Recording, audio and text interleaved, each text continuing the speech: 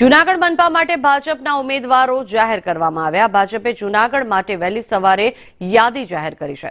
જૂનાગઢના 5 વોર્ડમાં પરિવારવાદની નીતિ અપનાવવામાં આવી। વોર્ડ નંબર 1માં શોભના પીઠિયાની જગ્યાએ પતિને ટિકિટ આપવામાં આવી છે। વોર્ડ નંબર 2માં કિરીટ બિંબાની જગ્યાએ પત્નીને ટિકિટ આપવામાં આવી છે, ત્યારે વોર્ડ નંબર 9માં ગિરીશ કોટેચાના પુત્ર પાર્થ કોટેચાને ટિકિટ આપવામાં આવી। વોર્ડ નંબર 9માં એભા કટારાને બદલે ભત્રીજા આકાશને ટિકિટ આપવામાં આવી છે, ત્યારે વોર્ડ નંબર 13માં વાલ આમછેડાની જગ્યાએ પત્નીને ટિકિટ અપાઈ।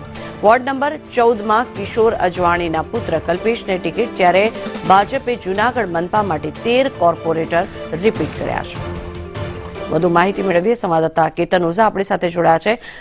કેતન, જણાવશો, ભાજપના ઉમેદવારોના નામ જાહેર કરવામાં આવ્યા છે, પરંતુ પોતાના પરિવારજનોને ટિકિટ આપવામાં આવી છે, શું કહેશો?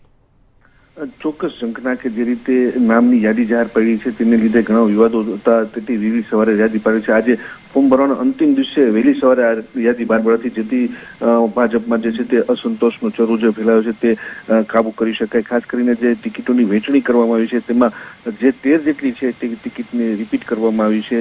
બાકીના જેટલા ઉમેદવારો છે તેમાં પરિવારવાદની જેટલી નીતિ છે તે અપનાવે છે, બાકીના 30 જેટલા વધુ જે ટિકિટ દાવેદારોને ઉમેદવારોની પસંદગી કરવા છે તે તમામ નવા ચહેરા છે તે જોવા મળી રહ્યા છે। હાલ તો જે છે 10 વાગે તે ફોર્મ ભરવા તમામ લોકો એકઠા થશે, ત્યારથી ફોર્મ ભરવાની વિધિ છે તે પૂરી કરવામાં આવશે। જી આભાર કેતન, સમગ્ર માહિતી। તો ભાજપે જૂનાગઢ માટે ઉમેદવારોની યાદી જાહેર કરી દીધી છે। જૂનાગઢના 5 વોર્ડમાં પરિવારવાદની નીતિ સામે આવી રહી છે, કારણ કે જે લોકોને ઉમેદવાર તરીકે ચૂંટવામાં આવ્યા હતા તેમણે પોતાના જ પરિવારજનોને ક્યાંક ને ક્યાંક ટિકિટ આપીને આગળ કરેલા છે, ત્યારે જૂનાગઢ માટે વહેલી સવારે આ યાદીની જાહેરાત કરવામાં આવી અને તેમાં આ સમગ્ર મામલો સામે આવ્યો છે। પરિવારવાદની નીતિ અપનાવવામાં આવી છે।